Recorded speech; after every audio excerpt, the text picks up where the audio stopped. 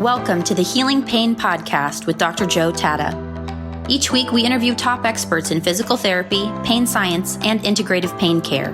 You'll learn the most up-to-date information for treating and reversing persistent pain. This podcast is for educational purposes only and not intended to be used as personalized medical advice. And now, here's your host, Dr. Joe Tatta. Hey there, welcome back to this week's episode of the Healing Pain Podcast. This week, we're discussing the latest evidence which supports the use of a ketogenic diet and its potential impact on pain and central nervous system sensitization. My guest this week is Dr. Rowena Field. Rowena is a physiotherapist with 30 years of experience, primarily in chronic pain management. And this week, we discussed the results of her recent PhD dissertation, where she investigated the use of a ketogenic diet for the treatment of chronic pain, and now incorporates this approach in her physiotherapy practice. On this week's episode, we'll discuss how a ketogenic diet impacts pain, blood biomarkers, and of course, quality of life for patients with chronic pain and other chronic health conditions. This week's episode is sponsored by the Functional Nutrition for Chronic Pain Practitioner Certification.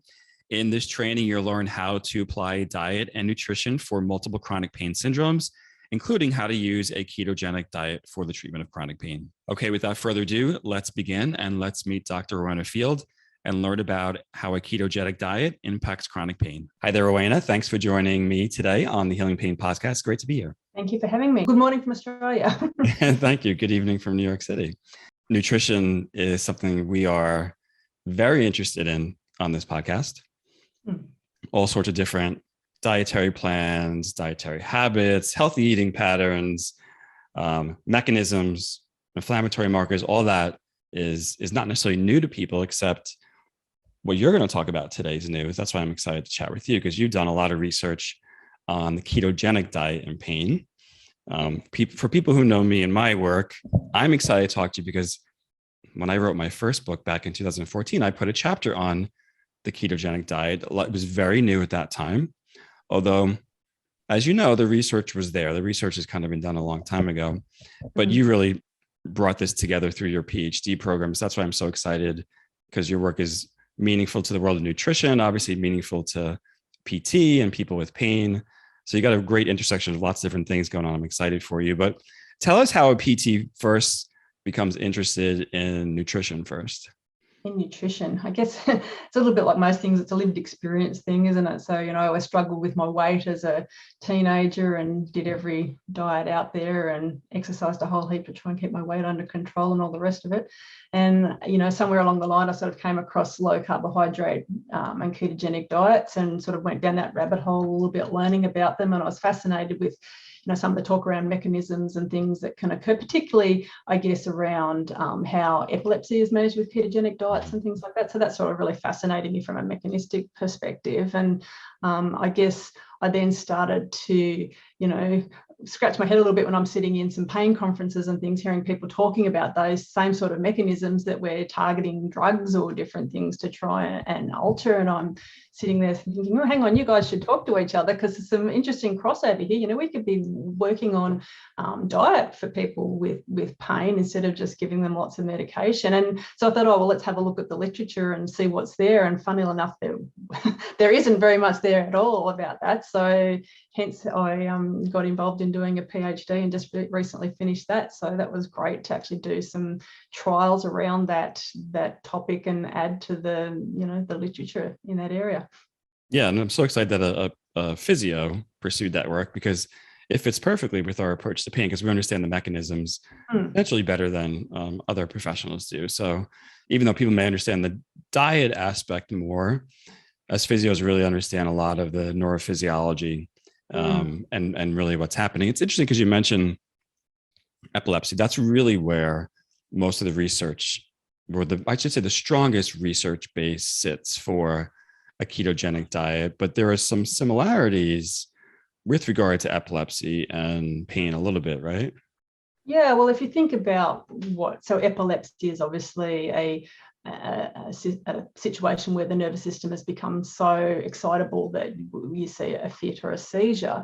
But if you think about what chronic pain is in terms of it being a sensitization of the nervous system, it's sort of somewhere along that spectrum. And that was one of the things that sort of piqued my interest back at the start, was that, I was looking at a lot of the clients that we have that are on all sorts of medications, and a lot of them are, anti-seizure and anti-epileptic drugs. And I'm thinking, okay, hang on, that's an interesting sort of crossover as well. Here we're trying to, target that sensitivity component of the nervous system. But yet again, we've got a diet that could be doing something quite effectively when you look at the literature for epilepsy. Yeah.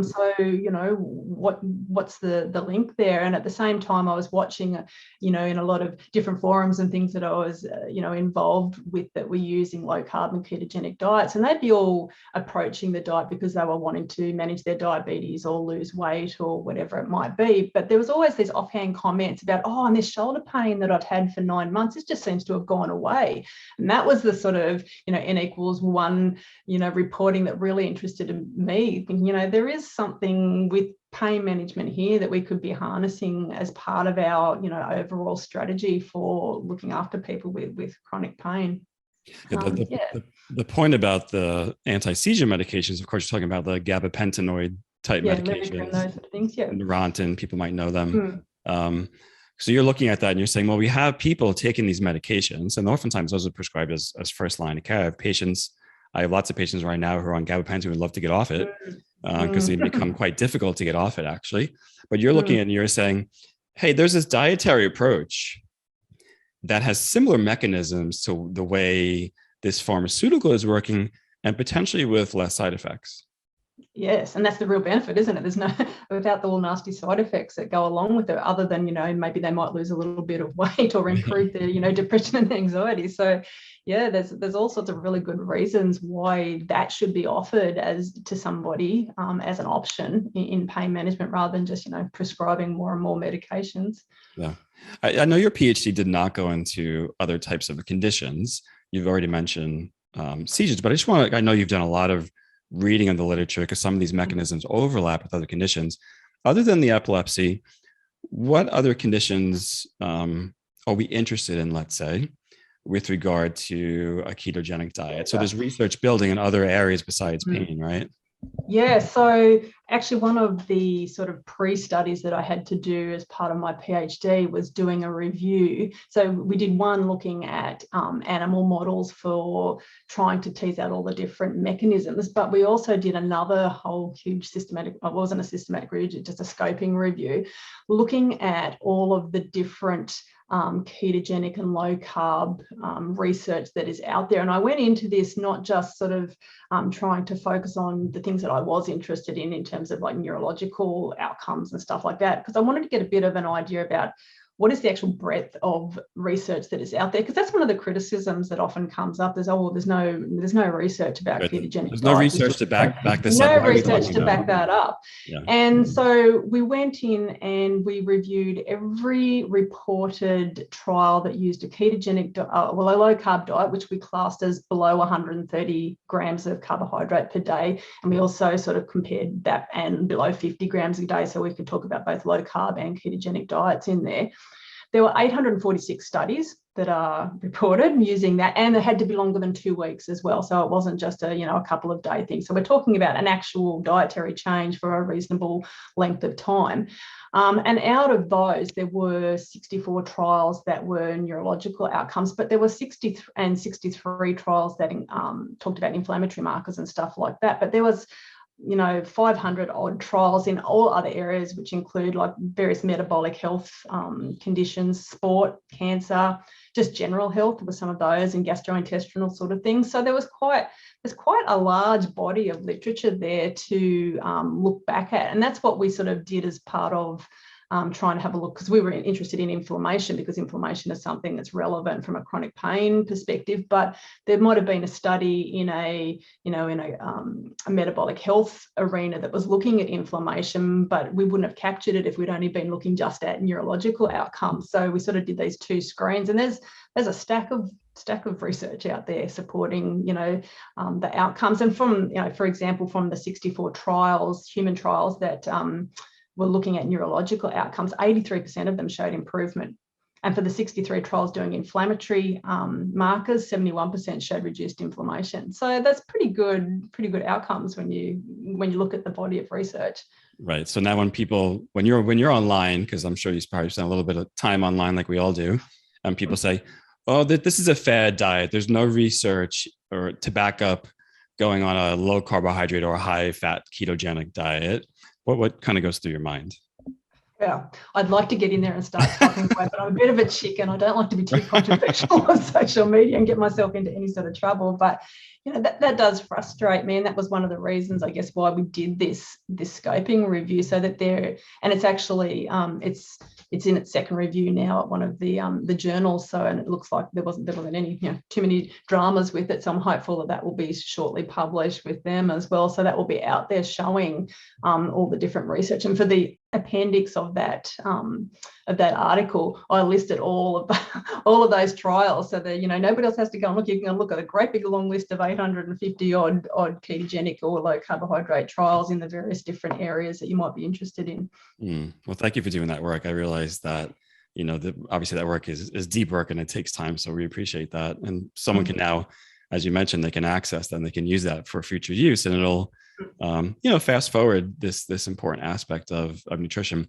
There's another thing that's come up in the literature recently that's been building, I should say, and that's the idea of conceptualizing chronic pain almost as like a neurodegenerative condition. And running side by side, when we're talking about the ketogenic diet, there's some research and discussion around using ketosis for Alzheimer's, dementia, Parkinson's, which is another. Sort of things, yep. Yeah. What kind of perks up when I bring up those topics of the neurodegenerative conditions? Yeah, so there's quite a lot. Again, in I think in the systematic review that we did, we looked at all of the neurological outcomes. I believe there is a randomized controlled trial on Parkinson's and the ketogenic diet. Yeah, no, there's quite a bit of research out there in that area. The problem, I guess, with a lot of those sort of trials is it's very difficult if you're looking like at a Parkinson's type model or something to actually have those people being able to or capable of managing diet and things like that. And so there's a little bit more, I guess, in the exogenous ketone space there as well. But I guess mechanistically, then it's the same concept. So I think there's a lot of supporting research starting to build in that area as well. Great. So when we're talking about these low to lower carbohydrate diet, ketogenic diets, you mentioned below 130 to 50 grams of carbohydrates, somewhere in that range.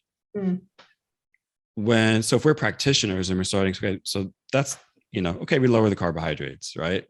Seems easy. We know that potentially that's not, because there's some behavioral change that, right? People love their bread. Yeah, that's right. And other things. But what are the mechanisms that you've kind of discovered, kind of the more salient mechanisms when you start to, when you're talking maybe to a physio and says, hey, I'm interested in this concept of ketosis and pain, how does it impact someone's chronic pain, or how does it impact the pain mechanisms that we're interested in? So what's actually physically going on? Yeah. So there's, and again, this isn't, I guess, settled science with this sort of stuff. It's still a lot of extrapolation from the animal-based studies. So we did a paper, as I mentioned before, looking at all the mechanisms from mouse model studies, and there's problems with some of that research, but there's quite a long list of potential mechanisms that are being affected by a ketogenic diet. And if you think about what you're doing when you lower the carbohydrate, you're doing sort of two things at once. You're not only reducing the dietary glucose that's coming in, you potentially may or may not be increasing the dietary fat that's going in, but you're also, and I guess the one thing we haven't sort of talked about yet is when I'm talking about a low carbohydrate or a ketogenic diet, I'm talking about a well-formulated one. So this is one that's a nutrient replete diet. We're not just talking about only eating bacon and eggs, which, theoretically it could be a ketogenic diet, but it's probably not going to cover all your nutrient bases that you need to be eating. So not only are we reducing the glucose and maybe changing the fat up a little bit, but we're also providing nutrients and potentially reducing anti-nutrients and oxidative stress things that we're taking in through our food as well. So if we look at what we're doing when we're reducing the dietary glucose, what happens is the system then has to switch over and use fat as a fuel source instead. And not only, so once fat is metabolized in the body, it's broken down into free fatty acids and ketones, so which is where we get the ketogenic diet from. And the beauty of ketones is not only are they a very efficient energy source for the body, just the same as glucose is used by the cell, the ketones are used by the cells the same way, but it's also a potent signaling molecule. And so it acts a little bit like a hormone that, you know, is floating around the body, and it has a target action at various cells. And they're the things that sort of, you know, prick up our ears when we're trying to think about, okay, how is this potentially affecting pain physiology? And so one of the first things that it's doing is that we know that ketones have an effect on nervous system sensitivity. And we've already talked about that a little bit in the epilepsy side of things. But if you think about how our nervous system works, we have to have a dynamic range of excitability, and that's not only within the nerve, but also between nerves and within networks.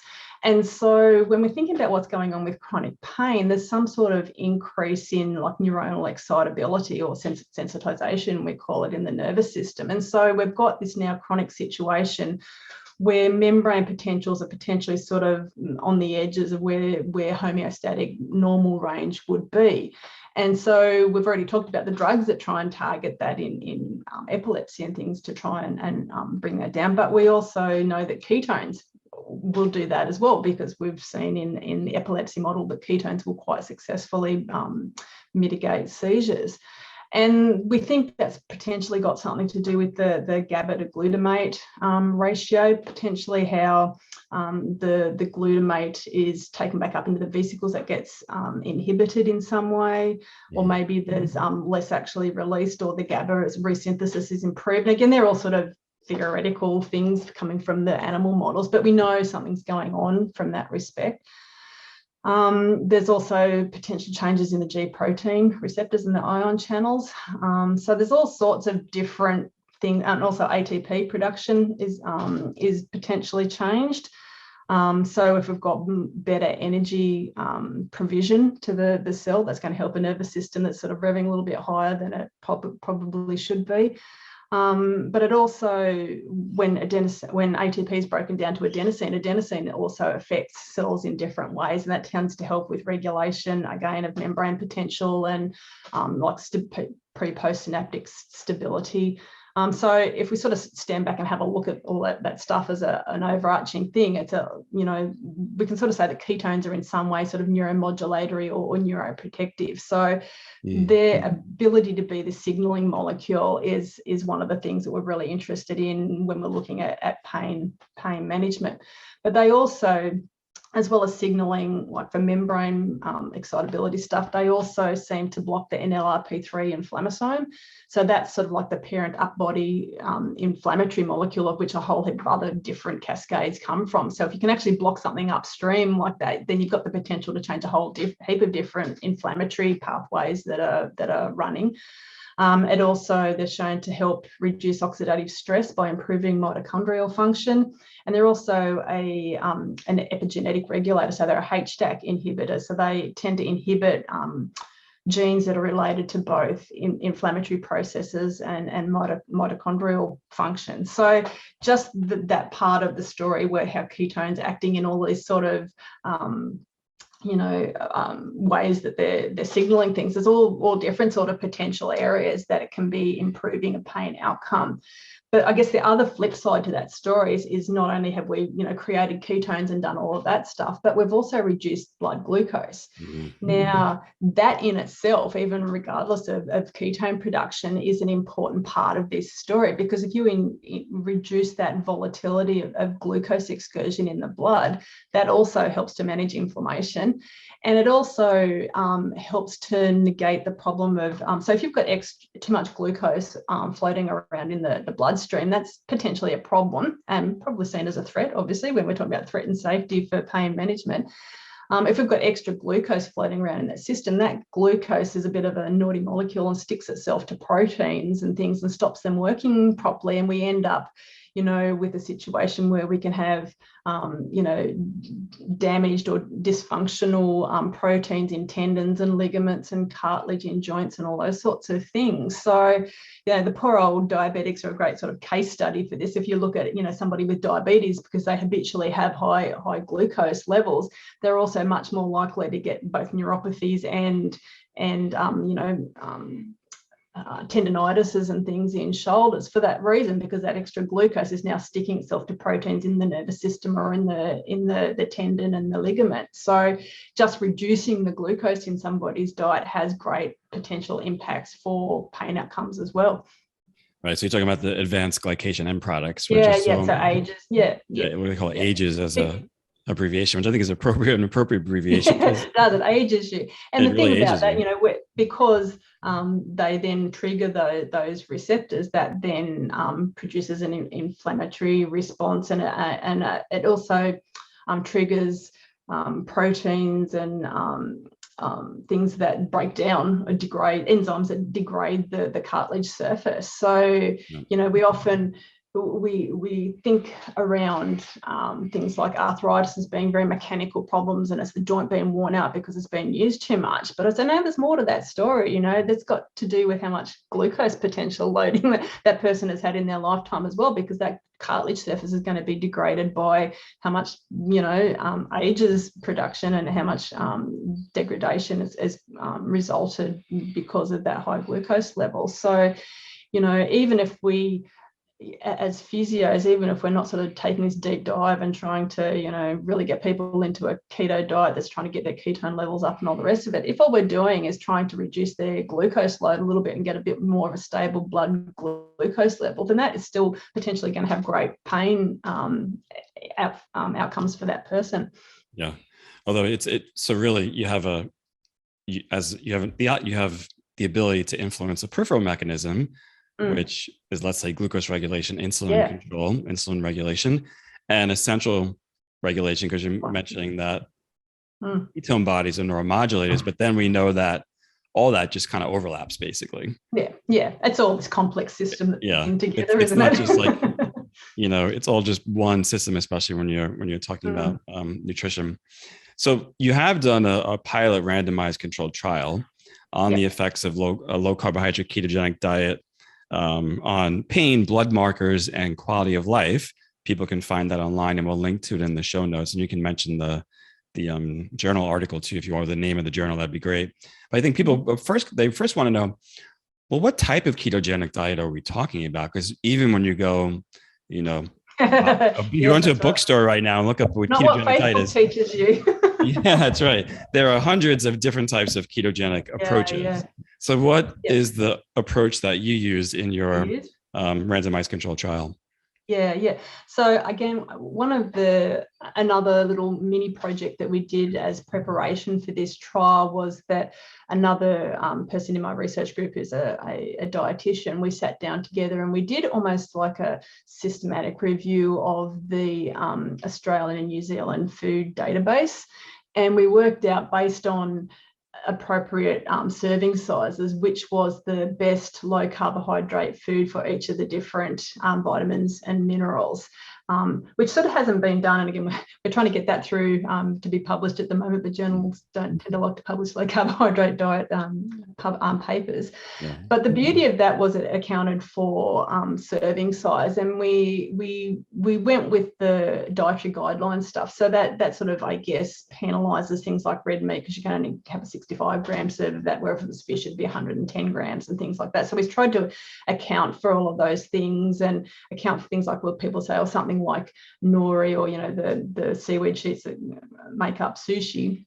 They've got great amounts of iodine and things in them, but they're only 2.5 grams. So you're going to have to eat 3 packets of all of that stuff to actually get the vitamin and minerals. So from that study, we came up with a really nice list of different foods for all of those different categories, and we made like a bingo sheet for our participants in the study, so that over the course of the week, we're trying to get them to tick a box in all those different categories. And so there was enough flexibility in there that you could choose between whether you wanted more plant-based things or whether you wanted more meat-based stuff.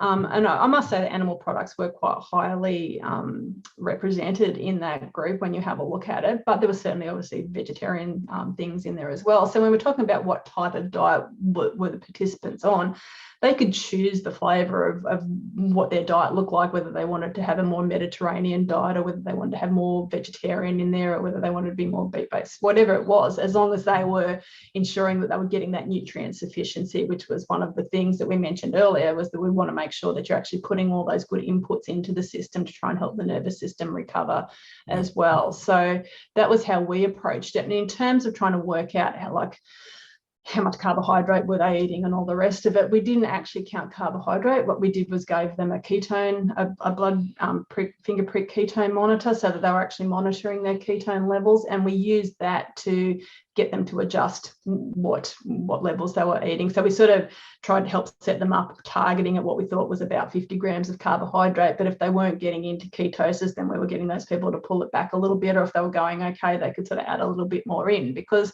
I think one of the things that we sort of forget in this whole thing is it's a very individual approach to these diets. You know, what gets one person into ketosis probably won't necessarily get another person in there, depending on their metabolic status. So I think having that sort of feedback objectively that they could have a look at and see, you know, whether they'd actually reduce their carbohydrates enough was one of the good things that we did in there to help them do that. So everybody had a different looking diet in there, but it was all trying to get them to get the carbohydrate levels down to below 50 grams of carbohydrate. I appreciate that, because they're monitoring their own biomarkers basically, and then they can adjust their diet as they see fit.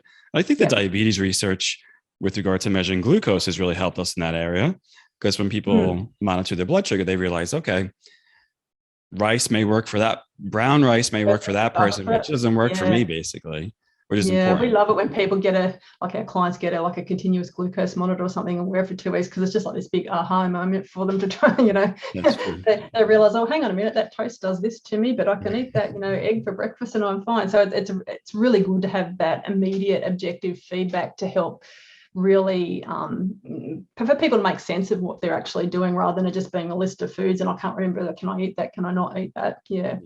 I imagine the education part just around nutrient dense food, because that's really what we're talking about, nutrient dense food that provides your body with the essential nutrients it needs and helps you maintain a state of ketosis, is probably powerful in general, just from an educational perspective.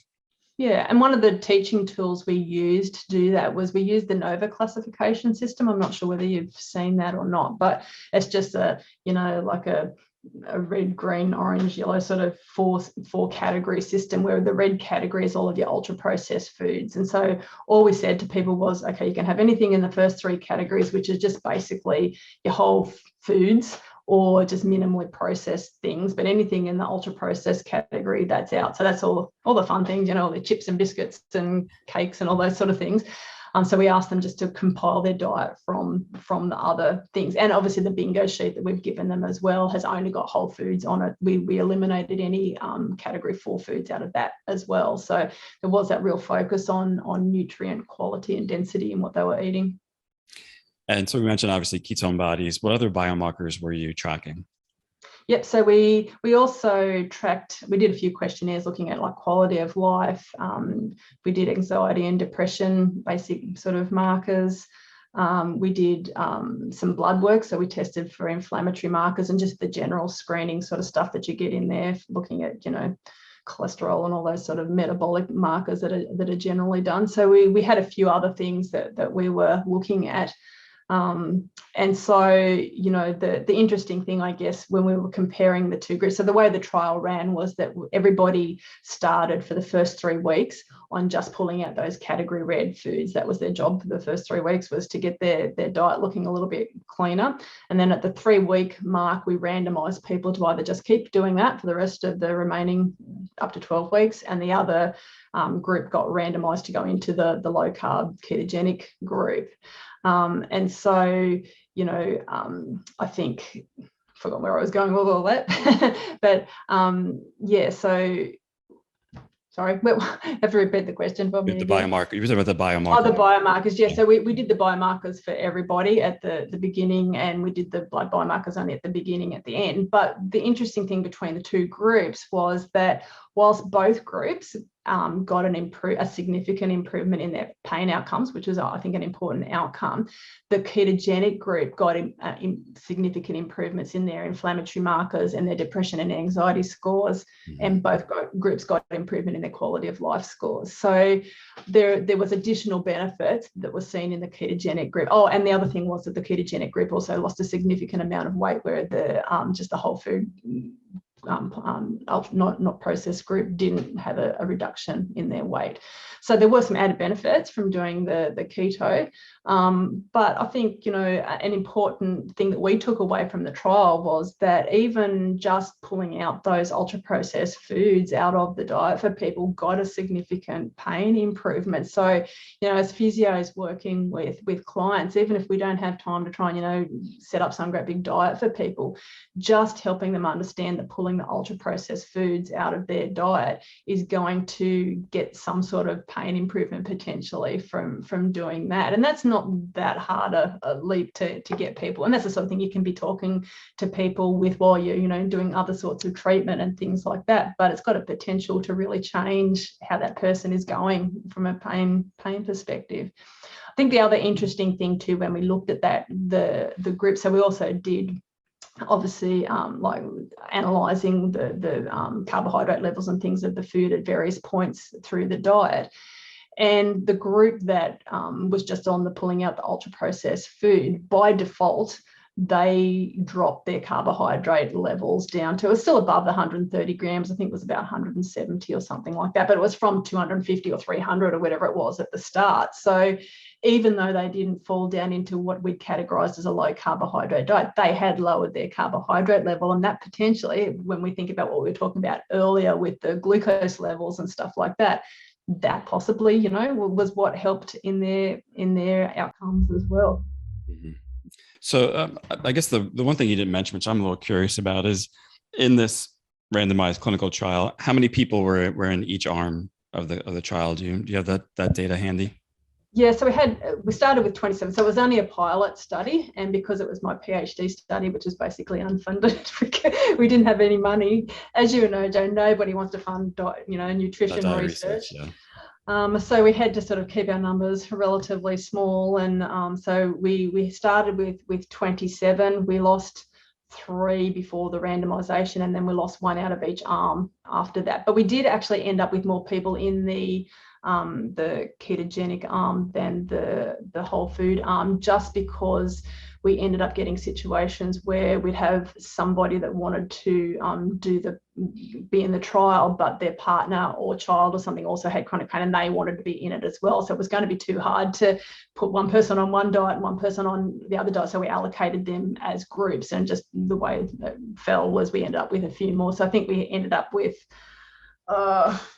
there was 15 in the keto group and 9 in the whole food group. So I guess we have to be careful about the conclusions that we're drawing from any of this, because we're talking pretty small numbers here. But the whole point of the trial was to be able to look at, okay, what happens with this small group that we're going to have a look at, and what sort of experience did they have, and that can then inform us if we're going to do a bigger trial, if somebody wants to fund us in the future. Right. So smaller, but not insignificant, basically, which is important. We should. I want to touch on something that you just said, because a physio, some people know I published a paper on nutrition and chronic pain, and I called the paper a global call to action for our profession, for the PT profession. And someone reached out to me on Facebook and said, well, there's not enough randomized controlled trials on nutrition for pain specifically. Therefore, this is not valid, so to speak. Mm-hmm. And I'm like, well, there's not enough. I agree with you. We always need more research, right? Always. Mm-hmm. But to your point, the money that goes into nutrition research for a randomized controlled trial is minuscule. So, yes. So nobody makes any money out of this. Like, if you teach people to eat better and maybe not eat so much, then the drug companies don't win, and the fast food people don't win either. So there's nobody wanting to fund it. Right. And that's the message that I've become more comfortable over the course of the couple of years doing this, is that we have brilliant people like yourself who are starting, just the fact that you did a randomized clinical trial on this is huge, actually, because it is it's new and it's hard to have people enter into that. And as you mentioned, there's no money flowing into this area, basically. So do we need more studies? Always. We always need more studies. But that doesn't mean that as licensed clinical professionals, we can't appraise what's out there and start to use that in a meaningful way with the patients or population we're working with. And there's still, to this day, there's still a segment of the population that I continually think about, which your work talks to intimately.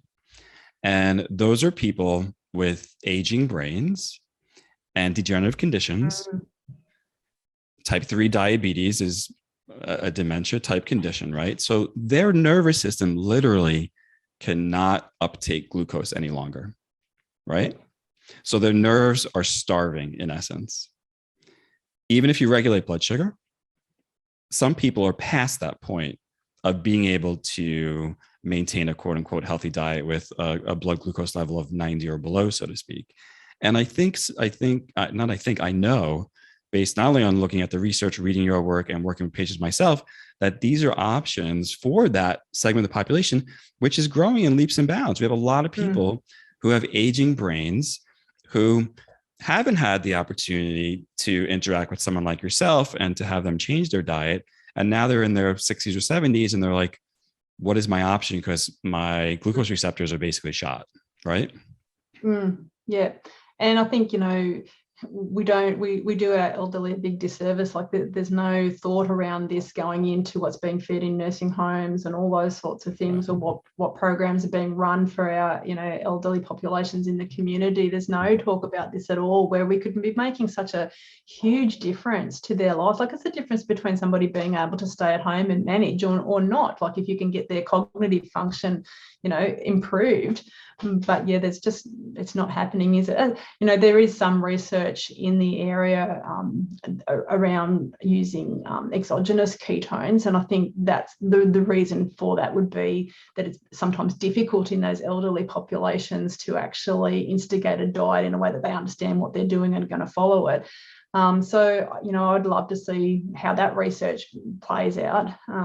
But certainly improving the quality of the diet for that age group is really essential. Yeah. And that's when I looked at that paper, and you have these two arms, and of course, people always have some type of benefit, typically when you move them off of highly processed foods to a more whole food diet, which was the first run-in part. But the ketogenic group in your study had benefits on depression and anxiety, and the other group didn't. Yeah. And we're always interested in that intersection between pain and mental health. Yeah, and I think that was, obviously we were only sort of doing fairly basic sort of measures, so that it would be lovely to do a proper trial really looking at the mental health side of things. And there is some of those starting to pop up. But again, how much are we giving people medication for all of this? And when we could be really improving their life a whole heap by changing their diet and helping to educate them on the mechanisms behind why. I think that's, probably one of the things that's missing in this whole story is teaching people to understand why they're doing something, because it has to make sense to us for us to be able to implement in our lives. And we do this already in pain management. When we're trying to explain to people, what they should or shouldn't be doing, we're giving them a reason why they're doing it, so their brain can sort of go, oh, okay, yeah, that makes sense why I'd be doing that exercise, or that makes sense, so that we're trying to add in the safety component to the brain's evaluation rather than the danger side of things. And we need to do the same thing when we're talking about diet as well. We need to give not in great detail like we've talked about, but you can give the basic information about why this is going to help their physiology and have a good outcome, so that they can go, oh, okay, that makes sense. It's something that I should be doing. Right. So if you just told people that diet has an impact on pain, specifically through inflammation, when we shift your diet to a more whole food diet, we can decrease inflammation. And as your inflammation decreases, it's going to have a positive impact on your pain. Yeah, perfect. One sentence. Every physio should be saying that to everybody that they treat. That's great. I love that. And then, of course, as professionals, we can read your research, understand, okay, here are the deeper mechanisms that are really at work here, because we have to be able to play with both. So as part of your journey, you came in here as someone who had some challenges with weight loss, tried some diet, discovered a lower carbohydrate diet specifically worked for you. You ran that for a while in your life. Then you get a little curious into your career and you're like, I want to pursue a PhD in this. And I want to kind of go deeper and do the research. And you do I believe you have a systematic review out, I think, and you have a randomized controlled trial on this now. I'm interested in how this has changed your clinical practice, because for some physios, nutrition is new to them, probably not new to the people who listen to this podcast. But for some people, they're still like, well, how do I start to talk about diet? And how has this really changed your professional scope of practice? Because I guess my private practice is a little bit different to the average physio private practice. So I'm not really a hands-on clinician. I actually work with a psychologist and we run specifically a pain management program. And so that's an education program sort of based around explain pain and those sorts of things, and helping people understand what they need to do to get out of the pain hole that they're in. And I'd always sort of dabbled a little bit with the idea that, we should be sort of including nutrition into that, and that's sort of, I got interested in that at the same time as then starting my PhD. So over the course of the last couple of years, it's now become quite a focal point in what we're doing. So yes, we're still doing all of the other stuff that we would usually do from an education perspective, but part of that is a big chunk is nutrition as well. And I guess I go into it on two different levels. I start with let's just pull the ultra processed food out of your diet, because if we do that, it's going to help to reduce your inflammation, and that's going to have a positive outcome. And so that's sort of the starting point that I try and sort of get people in on, and try and get them working on that, along with everything else that we're doing. And if they've sort of, showed some interest in doing the dietary stuff, so, okay, we've got another lever that we can pull in this. We can also look at nutrition as an actual treatment strategy. Let's talk about that, because if we do something like reduce the carbohydrates, here's all the different things that could potentially do. And we know from the research that there's a good chance it's going to have a good outcome. So do we want to go down that route as well? And most people will say, yeah, like at that point, they'll have a go at anything, because I guess our practice, we tend to see the people that are at the end of the road from a chronic pain perspective, and everybody else has sort of, thrown up their hands and given up and said, we'll send them to pain management instead. So they're sort of at the point where they will try anything that's suggested to them. But we get some just amazing results with people. Like, obviously there's some people that don't want to include diet into what they're doing, and that's fine. We work on the other stuff. But we've had other people that have just had dramatic, 180s in terms of their pain. And they're the people that you just go, yeah, this makes this all worthwhile if we can try and help them with this, because they've had, this chronic pain for 18 months, 2 years, however long it might be, and they've gotten nowhere. But that, just pulling that lever of diet in that whole thing was enough just to shift the direction and start working them the right, out of the sensitized hole that they were in. So it can have really dramatic improvements. And I guess, if you're talking about average physio practice, it's probably a little bit harder to go into that sort of level, but it might mean that you can have some introductory discussions with people about that while you're doing something else with them, and maybe link in with some other providers, a dietitian or something that actually understands some of this stuff, and, not wanting to be disrespectful to dietitians, but there are some that aren't interested in that side of things. And there's some new ones coming out that are just fabulous with low carb. So one of the dietitians I work in with, who's doing her PhD at the same time as well, and she's actually currently running a clinical trial using ketogenic diets for type 1 diabetics. So that's the area that she's working in, but she's a great resource as well. And so people that are really keen, we sort of, bounce patients between us as well. So it's having, a network of people around you that can support the sorts of stuff that you're trying to do as well. There's a lot of hope in eating healthy food. Absolutely. A lot of hope for your physical health, a lot of hope for your emotional health. And it just tastes good too, right? That's right. It's great food. I don't know why people complain. We're all eating 3 times a day, maybe having a little snack here and there. And we might as well shift it into a way that's, healthy for beneficial for us, our long-term health and our pain. Where would you like to see our profession go with your information, your PhD? Because people do PhDs, for their own interest and curiosity. And then they also do it. Like, I wrote my paper because I was like, hey, I've been doing nutrition for a while. People, let's move this into the profession in a more significant way. What's your dream of how the profession might use the data that you have mined here? I'd really like to see it become part of the standard physio curriculum, that they at least cover diet and the options that are there and the things that could potentially help somebody. Because I'm sure at uni the diet wasn't ever discussed in any lecture ever, and we know GPs get pretty much none as well. So there's that whole lack of understanding for all these primary healthcare people that are treating people. They don't know anything about the dietary stuff that we should be recommending either. So I think the education system needs to change a little bit, and it would be really nice to include that. And I would love to see nutrition included in things like, the explain pain stuff. So we do a lot looking at, our dangers and safeties and all that sort of stuff.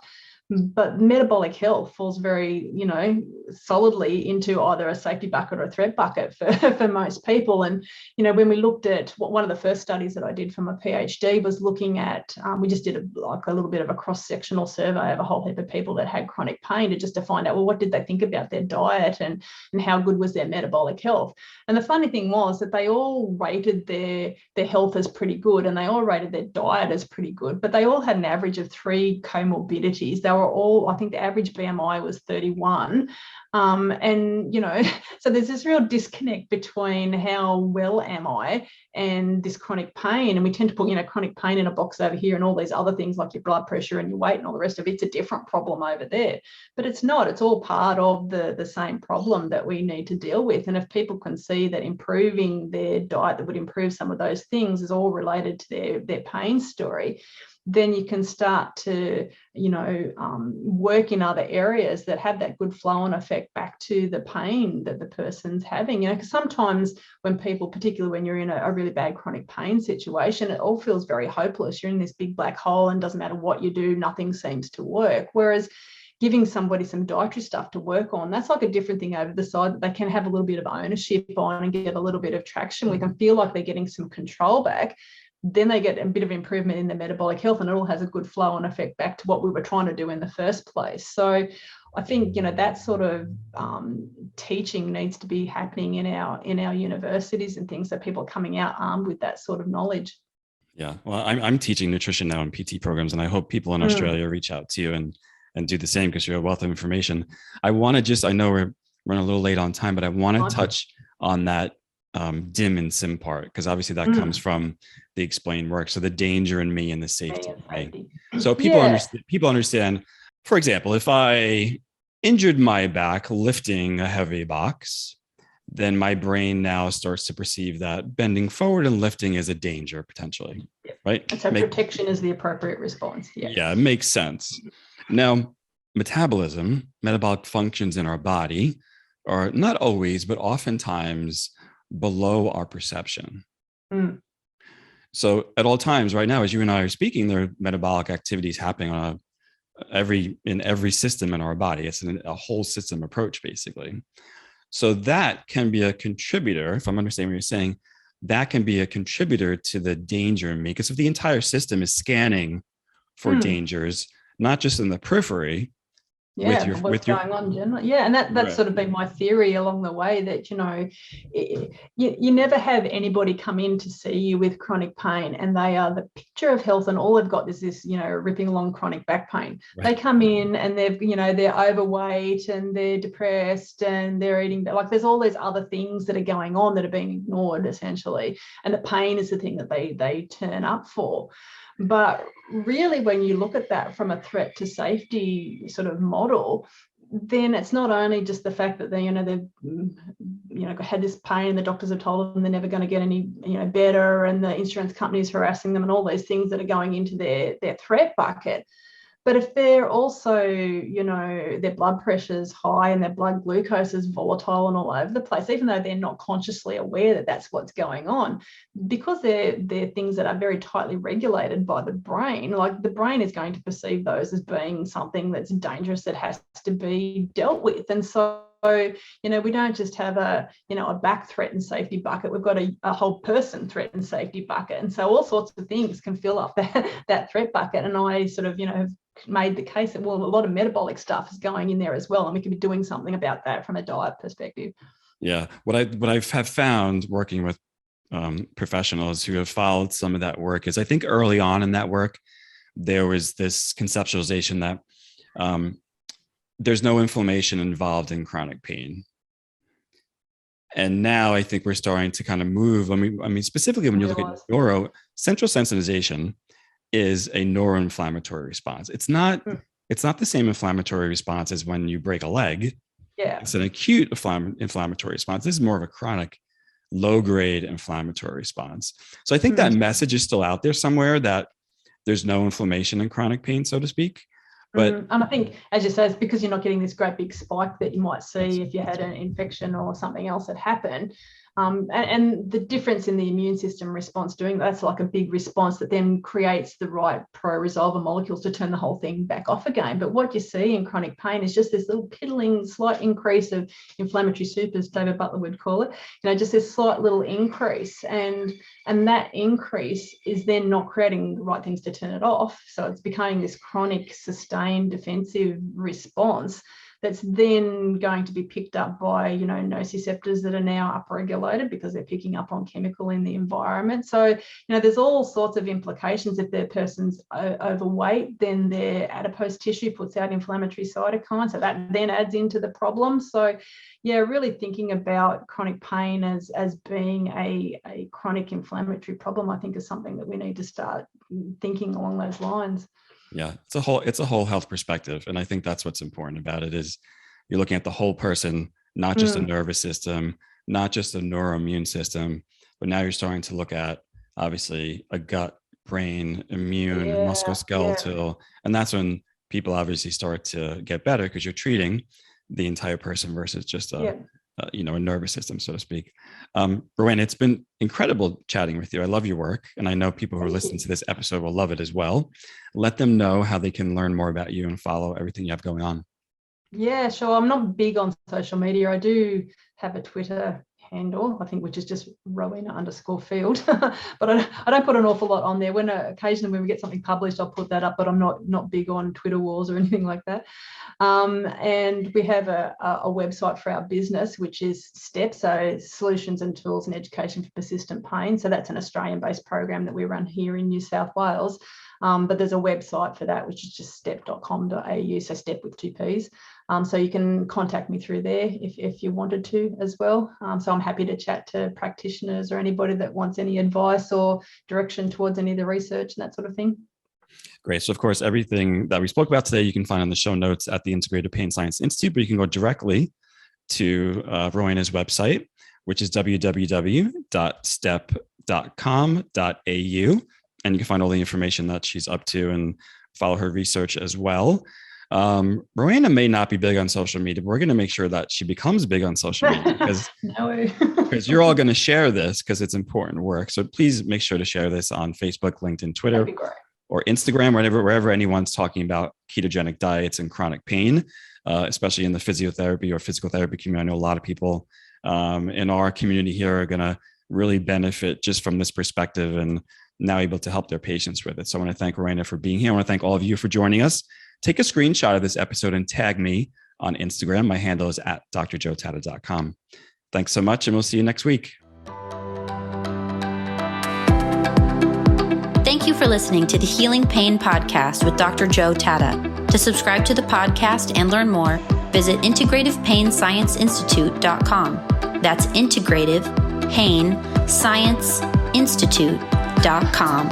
Sign up to receive weekly updates, leave a review on iTunes, and share this episode with your friends.